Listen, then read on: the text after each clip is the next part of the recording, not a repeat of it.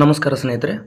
ನೋಡಿ, ನಾವು ಈ ಒಂದು ವಿಡಿಯೋದಲ್ಲಿ ಶಿಕ್ಷಕರ ನೇಮಕಾತಿ 2026ಕ್ಕೆ ಸಂಬಂಧಪಟ್ಟ ಹಾಗೆ ಒಂದಷ್ಟು ಚರ್ಚೆಯನ್ನು ಮಾಡೋಣ.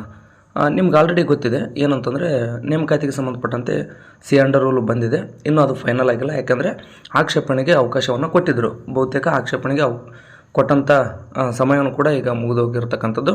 ಇದರ ನಡುವೆ ಆ ಒಂದು ಸಿ ಅಂಡರ್ ರೂಲ್ನಲ್ಲಿ ಏನು ಒಂದಷ್ಟು ಮಾಹಿತಿ ಇತ್ತು ಅಂದರೆ, ಪ್ರಶ್ನೆ ಪತ್ರಿಕೆ ಏನಿದೆಯಲ್ಲ, ಆ ಒಂದು ಎಕ್ಸಾಮ್ ಪ್ಯಾಟರ್ನ್ ಚೇಂಜ್ ಆಗಿತ್ತು.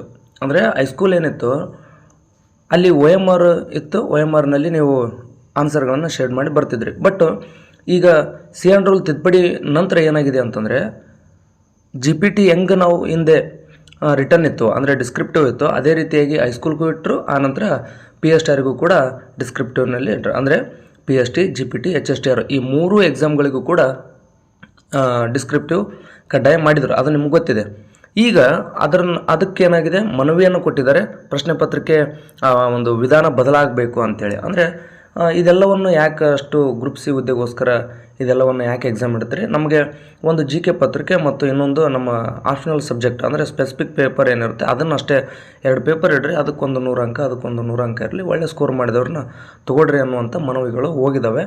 ಮತ್ತು ಹಲವಾರು ಸಂಘಟನೆಗಳು ಕೂಡ ಈ ಒಂದು ಕೆಲಸದಲ್ಲಿ ತೊಡಗಿದ್ದಾವೆ. ಒಂದು ಒಳ್ಳೆಯ ಉತ್ತಮ ಬೆಳವಣಿಗೆ ಅಂತಲೇ ಹೇಳ್ಬೋದು. ಆದ್ರೂ ಕೂಡ ಏನು ಆಗ್ಬೋದು ಅನ್ನೋದನ್ನು ನೋಡೋದಾದರೆ, ಈಗ ಏನಾಗಿದೆ ಅಂತಂದರೆ, ಓದುವಂಥ ವಿದ್ಯಾರ್ಥಿಗಳಿಗೆ ಅಥವಾ ಅಭ್ಯರ್ಥಿಗಳಿಗೆ ಒಂದಷ್ಟು ಗೊಂದಲ ಆಗಿದೆ. ಅಂದರೆ ನಾನು ಡಿಸ್ಕ್ರಿಪ್ಟಿವ್ ಬರೆಯೋದಕ್ಕೆ ನಾನು ತಯಾರಿಯನ್ನು ನಡೆಸ್ತಾ ಇದ್ದೀನಿ. ಬಟ್ ಈಗ ನೋಡಿದರೆ ಇಲ್ಲಿ ಏನಾಗಿದೆ ಅಂತಂದರೆ, ಬದಲಾವಣೆ ಆಗುತ್ತೆ. ಕೇವಲ OMR ಇರುತ್ತೆ, ನಾವು ಅಬ್ಜೆಕ್ಟಿವ್ ಟೈಪ್ನಲ್ಲಿ ಆನ್ಸರ್ ಮಾಡಿ ಬರ್ತೀವಿ ಅನ್ನುವಂಥದ್ದು ಇರುತ್ತೆ. ಅಂದರೆ ಇಲ್ಲಿ ಓದುವಂಥ ವಿಧಾನ ಬದಲಾಗುತ್ತೆ.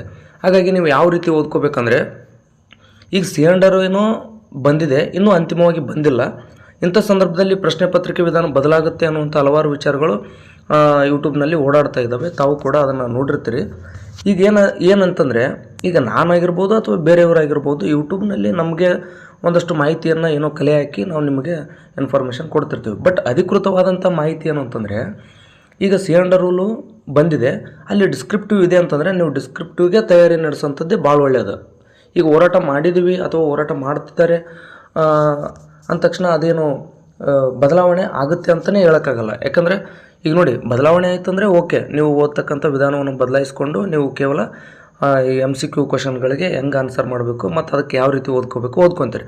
ಬಟ್ ಡಿಸ್ಕ್ರಿಪ್ಟಿವ್ ಹಂಗಲ್ಲ. ಅಲ್ಲಿ ಏನಾಗುತ್ತೆ ಅಂದರೆ, ಪಾಯಿಂಟ್ಸ್ಗಳನ್ನು ನೀವು ನೆನ್ಪಿಟ್ಕೋಬೇಕು, ಎಲ್ಲ ಪಾಯಿಂಟ್ಸ್ಗಳಿಗೂ ವಿವರಣೆಯನ್ನು ಬರೀಬೇಕಾಗುತ್ತೆ, ಈ ರೀತಿಯಾಗಿ ಓದಬೇಕಾಗುತ್ತೆ. ಮತ್ತು ಅಲ್ಲಿ ಟೈಮ್ ಸಾಲಲ್ಲ. ಸೊ ಅದಕ್ಕೋಸ್ಕರ ನಾನು ಹೇಳೋಂಥದ್ದು ಏನಪ್ಪ ಅಂತಂದರೆ, ಈಗ ಶಿಕ್ಷಕರ ನೇಮಕಾತಿಗೆ ಏನು ತಯಾರಿಯನ್ನು ನಡೆಸಿದಿರಿ, ನೀವುಗಳು ಡಿಸ್ಕ್ರಿಪ್ಟಿಗೂ ರೆಡಿ ಆಗಿರಿ ಮತ್ತು OMRಗೂ ರೆಡಿ ಇರ್ರಿ. ಎರಡಕ್ಕೂ ಕೂಡ ರೆಡಿ ಇರುವಂತೆಯೇ ನೀವು ಓದ್ಕೊಳ್ರಿ.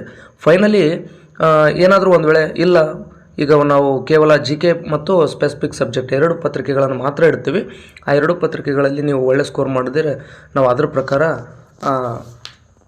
ನೇಮಕಾತಿ ಪ್ರೋಸೆಸ್ನ ಕಂಪ್ಲೀಟ್ ಮಾಡ್ತೀವಿ ಅನ್ನೋದಾದರೆ, ಆ ನಂತರ ಬೇಕಾದರೆ ನೀವು ಅದಕ್ಕೆ ತಕ್ಕ ಹಾಗೆ ಓದ್ಬೋದು. ಬಟ್ ಡಿಸ್ಕ್ರಿಪ್ಟಿವ್ ನೀವೇನಾದರೂ ಬಿಟ್ರಿ ಅಂತಂದರೆ ಸಮಸ್ಯೆ ಆಗುತ್ತೆ. ಯಾಕಂದರೆ ಒಂದು ವೇಳೆ ಏನಾದರೂ ಫೈನಲ್ ಸಿ ಅಂಡರ್ ರೂಲ್ ಬರುತ್ತೆ ಇನ್ನು ಕೆಲವೇ ದಿನಗಳಲ್ಲಿ. ಫೈನಲ್ ಸಿ ಅಂಡರ್ ರೂಲ್ ಬಂದ ತಕ್ಷಣ ಅದರಲ್ಲಿ ಏನಾದರೂ ಡಿಸ್ಕ್ರಿಪ್ಟಿವ್ ಇತ್ತು ಅಂತಂದರೆ ನೀವೇನಾದರೂ ಅದನ್ನು ಓದಬಾರ್ದು, ಅದು ಹೆಂಗಿದ್ರೆ ತೆಗಿತಾರೆ ಅಂದ್ಕೊಂಡು ನೀವೇ ಅದನ್ನು ನಿರ್ಧಾರ ಕೈಗೊಂಡು ಓದೋದನ್ನು ಬಿಟ್ಟಿದ್ರಿ ಅಂದರೆ ಮತ್ತೆ ಪುನಃ ನೀವೇನು ಮಾಡಬೇಕಾಗುತ್ತೆ ಅಂದರೆ, ಆ 200 ಅಂಕಗಳಿಗೆ ಬರವಣಿಗೆಗೆ 200 ಅಂಕ ಬರವಣಿಗೆ ಅಂದರೆ ಒಂದು ಕನ್ನಡ ಪೇಪರ್ 100 ಅಂಕ, ಇನ್ನೊಂದು ನಿಮ್ಮ ಆಪ್ಷನಲ್ ಸಬ್ಜೆಕ್ಟ್ ಅಂದರೆ ಸಮಾಜ ಇದ್ದರೆ ಸಮಾಜ, ವಿಜ್ಞಾನ ಇದ್ದರೆ ವಿಜ್ಞಾನ, ಗಣಿತದವರು ಗಣಿತ, ಅವುಗಳನ್ನು ನೀವು ಬರೆಯೋದ್ರ ಮೂಲಕ 100 ಅಂಕಗಳಿಗೆ ಎಕ್ಸಾಮನ್ನು ಬರೀತೀರಿ. ಸೊ ಇಲ್ಲಿ ಆ ಬರೆಯೋದಕ್ಕೇ ಪ್ರಾಕ್ಟೀಸ್ ಮಾಡಿರಿ ಅನ್ನೋಂಥದ್ದು ನನ್ನ ಸಲಹೆ. ಯಾಕೆಂದರೆ ಈಗ ನೀವು ಸುಮ್ಮನೆ ಗೊಂದಲಕ್ಕೆ ಒಳಗಾಗಬೇಡ್ರಿ. ಈ ಹಿಂದೆ ಬಂದಂಥ ಮಾಹಿತಿ ಆಧಾರದ ಮೇಲೇ ನೀವು ಓದ್ತಾ ಹೋಗಿ. ತದನಂತರ ಅದೇನಾದರೂ ಇಲ್ಲ ಅಂತಂದರೆ ನಿಮಗೇನು ಲಾಸ್ ಇಲ್ಲ. ಯಾಕೆಂದರೆ ನೀವು ಅಲ್ಲಿ ಡಿಸ್ಕ್ರಿಪ್ಟಿವ್ಗೆ ರೆಡಿ ಆಗಿದ್ದೀರಿ ಅಂತಂದರೆ MCQ ಪ್ರಶ್ನೆಗಳು ಬಂದಾಗ ನೀವು ಅದನ್ನು ಅರ್ಥ ಮಾಡ್ಕೊಳ್ತೀರಿ. ಅದಕ್ಕೋಸ್ಕರ ಏನಾಗಿದೆ ಅಂತಂದರೆ, ನೀವು ಈ ರೀತಿ ಓದುವಂಥದ್ದೇ ನನಗೆ ಉತ್ತಮ ಅನಿಸುತ್ತೆ. ಅಂದರೆ ಡಿಸ್ಕ್ರಿಪ್ಟಿವ್ ಪ್ಲಸ್ OMR ಎರಡಕ್ಕೂ ಕೂಡ ಪ್ರಿಪೇರ್ ಆಗಿರಿ. ಮತ್ತು ಪ್ರಾಕ್ಟೀಸ್ ಏನು ಮಾಡ್ತಾಯಿದ್ರಿ, ಕಂಪಲ್ಸರಿ ಪ್ರಾಕ್ಟೀಸ್ ಮಾಡಿರಿ. ಮತ್ತು 30 ಪದಗಳಲ್ಲಿ ವಿವರಿಸಿ ಅಥವಾ 40 ಪದಗಳಲ್ಲಿ ವಿವರಿಸಿ ಅಂತ ಪ್ರಶ್ನೆಗಳು ಬರ್ತವೆ. ಹಾಗಾದರೆ ಅವುಗಳನ್ನು ಹೆಂಗೆ ಬರೀಬೇಕು ಅನ್ನೋಂಥದ್ದನ್ನು ನಾನು ನೆಕ್ಸ್ಟ್ ವೀಡಿಯೋದಲ್ಲಿ ನಿಮ್ಗೆ ಹೇಳ್ಕೊಡ್ತೀನಿ. ಯಾಕಂದರೆ 30 ಪದ 40 ಪದ ಈ ರೀತಿ ಯಾವುದೇ ಕಾರಣಕ್ಕೂ ಪ್ರಾಕ್ಟೀಸ್ ಮಾಡೋಕ್ಕೆ ಹೋಗ್ಬೇಡ್ರಿ. ಅದು ಏನಿದ್ರೂ ಕೂಡ ನೋಡಿ, ಪಾಯಿಂಟ್ಸ್ಗಳನ್ನು ಬರಿಬೇಕಾಗುತ್ತೆ. ಆ ಎಲ್ಲ ಪಾಯಿಂಟ್ಸ್ಗಳನ್ನು ಯಾವ ರೀತಿ ಬರಿಬೇಕು ಅನ್ನುವಂಥದ್ದನ್ನು ಒಂದಷ್ಟು ಮಾದರಿ ಪ್ರಶ್ನೆಗಳನ್ನು ತೊಗೊಂಡು ಅವುಗಳಿಗೆ ಪೀಠಿಕೆ ಮತ್ತು ಸಂಬಂಧಪಟ್ಟಂಥ ಪಾಯಿಂಟ್ಸ್ಗಳನ್ನು ಹಾಕಿ ಯಾವ ರೀತಿ ಬರಿಬೇಕು, ಅಲ್ಲಿ 3 ಅಂಕ 4 ಅಂಕಗಳ ಪ್ರಶ್ನೆಗಳಿಗೆ ಔಟ್ ಆಫ್ ಔಟ್ ಹೆಂಗೆ ಗಳಿಸುವಂಥದ್ದು ಆ ಅಂಕಗಳನ್ನು ಅನ್ನುವಂಥ ಮಾಹಿತಿಯನ್ನು ಕೂಡ ನಾನು ನಿಮಗೆ ನೀಡ್ತೀನಿ. ಸೊ ಹಂಗಾಗಿ ನಾನು ನಿಮಗೆ ಫೈನಲಿ ಹೇಳ್ತಕ್ಕಂಥ ವಿಚಾರನೇ ಇಷ್ಟು.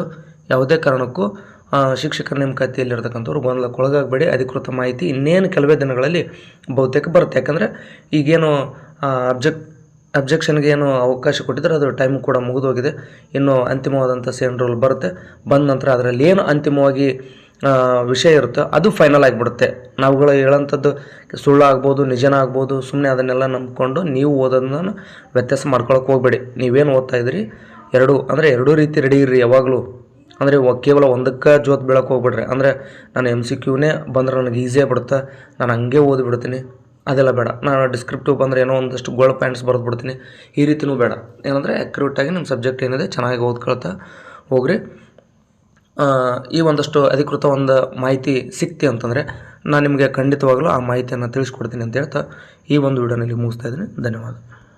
ಮತ್ತು ನಿಮಗೇನಾದರೂ ಡೌಟ್ ಇದ್ದರೆ, ಅಂದರೆ ಈ ಒಂದು ವಿಷಯಕ್ಕೆ ಸಂಬಂಧಪಟ್ಟಂಗೆ ಏನಾದರೂ ಡೌಟ್ ಇದ್ದರೆ ಅಥವಾ ಬೇರೆ ಬೇರೆ ವಿಚಾರಗಳಿಗೆ ಸಂಬಂಧಪಟ್ಟಂಗೆ ಡೌಟ್ ಇದ್ದವು ಅಂತಂದರೆ ಖಂಡಿತವಾಗಿಯೂ ನೀವು ಈ ಒಂದು ವಿಡಿಯೋದ ಕಮೆಂಟ್ ಬಾಕ್ಸ್ ಓಪನ್ ಇರುತ್ತೆ. ಆ ಕಮೆಂಟ್ ಬಾಕ್ಸಲ್ಲಿ ನೀವು ಕಮೆಂಟ್ಗಳನ್ನು ಮಾಡಿರಿ. ನಿಮ್ಮ ಎಲ್ಲ ಪ್ರಶ್ನೆಗಳಿಗೆ ನಾನು ಉತ್ತರಿಸುವಂಥ ಪ್ರಯತ್ನವನ್ನು ಮಾಡ್ತೀನಿ. ಮತ್ತು ಶಿಕ್ಷಕರ ನೇಮಕಾತಿಗೆ ಸಂಬಂಧಪಟ್ಟ ಹಾಗೆ ಒಂದಷ್ಟು ನೋಟ್ಸ್ಗಳನ್ನು, ವೀಡಿಯೋಗಳನ್ನು ನಾನು ನಮ್ಮ ಟೆಲಿಗ್ರಾಮ್ ಗ್ರೂಪ್ಗಳಲ್ಲಿ ಶೇರ್ ಮಾಡ್ತಿರ್ತೀನಿ. ನೀವೇನಾದರೂ ನಮ್ಮ ಟೆಲಿಗ್ರಾಮ್ ಗ್ರೂಪ್ನ ನೀವು ಜಾಯ್ನ್ ಆಗಿಲ್ಲ ಅಂತಂದರೆ ಈ ವಿಡಿಯೋದ ಕಾಮೆಂಟ್ ಬಾಕ್ಸ್ನಲ್ಲೂ ಮತ್ತು ಡಿಸ್ಕ್ರಿಪ್ಷನ್ನಲ್ಲೂ ಎರಡೂ ಕಡೆಯೂ ಟೆಲಿಗ್ರಾಮ್ನ ಲಿಂಕ್ ಇರುತ್ತೆ. ದಯವಿಟ್ಟು ನಮ್ಮ ಟೆಲಿಗ್ರಾಮ್ನ ಜಾಯ್ನ್ ಆಗಿ ಅಂತ ಹೇಳ್ತಾ, ಜೊತೆಗೆ ದಯವಿಟ್ಟು ನಮ್ಮ ಯೂಟ್ಯೂಬ್ ಚಾನಲ್ನೂ ಕೂಡ ಸಬ್ಸ್ಕ್ರೈಬ್ ಮಾಡ್ಕೊಳ್ಳಿ ಅಂತ ಹೇಳ್ತಾ ಈ ಒಂದು ವಿಡಿಯೋನಲ್ಲಿ ಮುಗಿಸ್ತಾ ಇದ್ದೀನಿ. ಧನ್ಯವಾದ.